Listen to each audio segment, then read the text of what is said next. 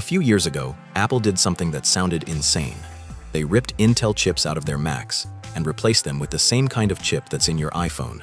Everyone thought it would be slower. It wasn't. It was faster, and the battery lasted twice as long. That one move kicked off a fight that's now reshaping every computer and phone on the planet. It's called x86 versus ARM, and once you understand it, you'll never look at buying a laptop the same way. Let's get into it. A CPU, the central processing unit, is basically the brain of your device. Every time you tap something, open an app, or load a web page, it sends a stream of tiny commands to that chip. The chip reads them, figures out what to do, and does it. Now, a chip architecture is just the language those commands are written in. x86 and ARM are two different languages. And here's why that matters. Software written for one language won't work on the other. An app built for x86 can't just run on an ARM chip any more than you can read a book written in Japanese if you only know English. That's it. That's the core idea. Everything else follows from it. x86 starts with Intel in 1978 with a chip called the 8086. A few years later, IBM picked a compatible chip for its first personal computer, the IBM PC. That was 1981. Within a year, hundreds of programs existed for it. That snowball never stopped rolling. The reason x86 held on for so long comes down to one thing: backward compatibility. Every time Intel or AMD released a new chip, they made sure it could still run software written for older chips. Programs from the 1980s still technically run on a brand new Intel chip today. That created an unbreakable lock between x86 and the Windows software ecosystem. All the best programs, games, and business tools were built for x86. So people bought x86 machines. So developers kept building for x86. Today, only two companies can make x86 chips: Intel and AMD. They're locked into a cross-licensing agreement with each other's patents that makes it basically impossible for anyone else to enter the market. That duopoly held for decades. ARM came out of a British company called Acorn Computers in 1985. The origin story is genuinely good.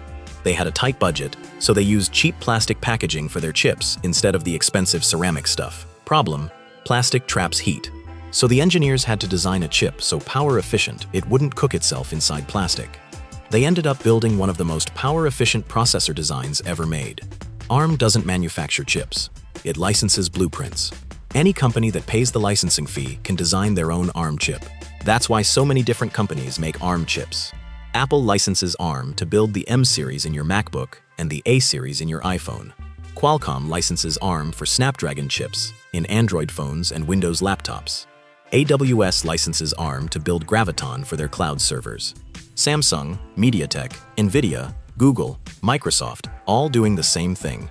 The result? ARM powers 99% of all smartphones on Earth.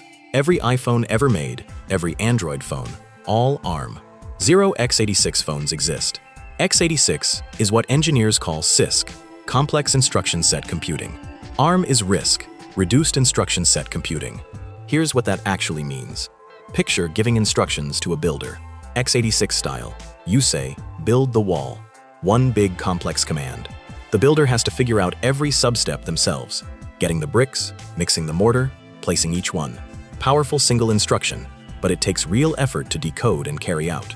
ARM style, you say, pick up brick, apply mortar, place brick, repeat. More individual commands, but each one is dead simple and executes almost instantly.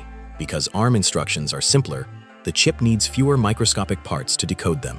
Fewer parts means less electricity burned, less heat produced. That's the root of almost every difference you'll notice in real life. One more thing ARM pioneered: the big and small core design. Inside an ARM chip, there are two types of cores: powerful ones for heavy tasks, and tiny, efficient ones for light background work. Checking email? The tiny cores handle it using almost zero power, while the powerful ones stay asleep. Running a demanding video export? The big cores wake up. That's a huge reason ARM devices can run all day without draining a battery. Intel and AMD saw this and copied it.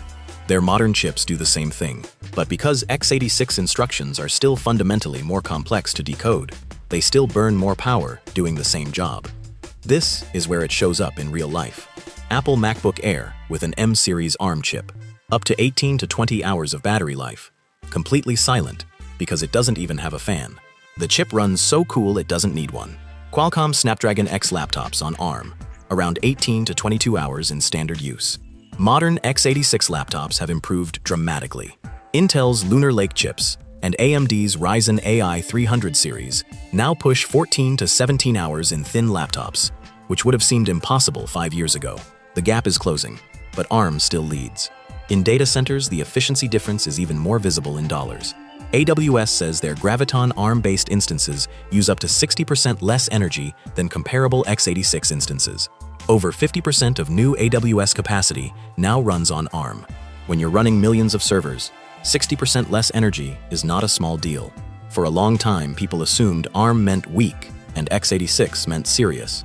That assumption died in November 2020 when Apple shipped the M1. The M1 was an ARM chip in a laptop. It beat Intel's best laptop processors. Benchmarks came out. People didn't believe them. Then they tested it themselves and found out it was true.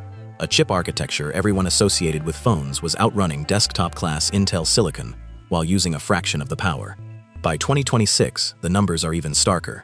Apple's M5 chip beats Intel's Core Ultra 9 285K desktop processor by 31% in single-core performance.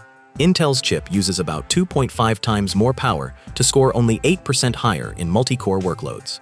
Architecture alone does not decide performance. x86 or ARM is just the language. How good a chip is depends on the actual engineering, the manufacturing process, the memory design, all of it. A well-designed x86 chip beats a poorly designed ARM chip. The architecture is the starting point, not the whole story. Here's the real reason x86 is still around. 30 years of software was built for it. Windows programs, PC games, banking tools, hospital systems, engineering software, all written in the x86 language. Running x86 software on an ARM chip requires a translator called an emulator. Apple built one called Rosetta 2, and it works so smoothly that most people can't tell the difference when running old Intel Mac apps on their M-series MacBook. Microsoft has one called Prism for Windows ARM laptops. It's gotten much better. For everyday apps like Chrome, Spotify, or Microsoft Office, it works fine. But there's a performance cost. Running x86 apps through Prism typically takes a 20 to 25% hit in performance compared to running them natively. Acceptable for light work, noticeable for heavy stuff. And some things just don't work. Certain old printer drivers, some enterprise security tools, specialist audio plugins. These are real gaps, not just minor footnotes. The entire PC game industry built its engines around x86, but the bigger problem is anti-cheat software. Games like Valorant and many competitive titles use anti-cheat systems that embed themselves deep into the operating system. These systems will often refuse to run at all if they detect they're going through an ARM emulator. Microsoft's own documentation for Windows on ARM explicitly lists gaming compatibility as an area with limitations. Frame rates also take a real hit through emulation for demanding 3D games. An x86 gaming laptop will outperform an ARM laptop in gaming every time, for now.